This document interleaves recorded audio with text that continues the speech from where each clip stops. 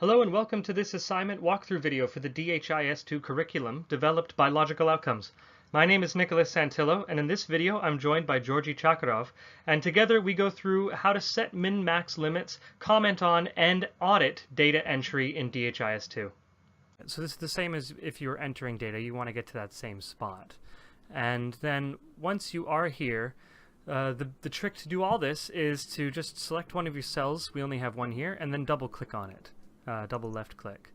And when you do that, you're going to get this nice little window that pops up. And do you want to kind of explain what we're looking at here, Georgie?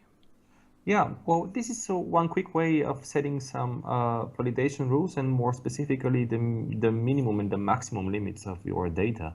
So it is a quick way that you can enter the lowest amount, the lowest number, or the data that you would like to exist in your for your data element, or the maximum limit. So for example, of course, before doing that, you should have a good idea of what are the expected limits of your data, and this is done just to prevent erroneous data collection. So just give you an example, you know that the lowest amount might be 10 and the highest amount might be, let's say, 260.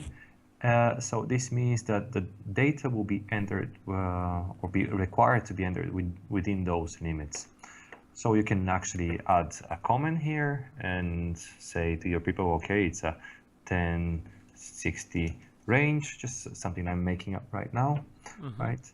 And you can also, you can also enter comments as a data entry person. You can say why this is, why you've entered this amount of data. You know, I got this information from form number this, or you can say, I entered this, but I think it's wrong. You know, like I know that it's right on my form, but I think it was entered wrong at another place. You can kind of comment however you want, and then you can star it as well to make that comment stand out to your admin people. We have the history here, which shows a nice example of data that's been entered. And let's look at the audit trail as well, except that's the last thing. Yeah. So this is a great example of, we see that temporary added 7,000, they updated something to be 7,000, and then Georgie, you just deleted what was there as 70,000.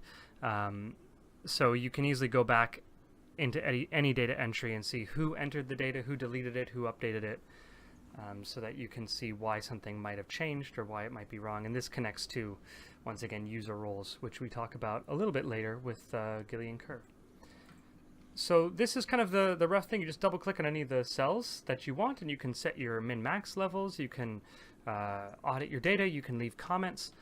Is there anything else you want to look at, Georgie, while we're here? No, I think that's pretty much all that we can cover for this little nice box here. So, yeah.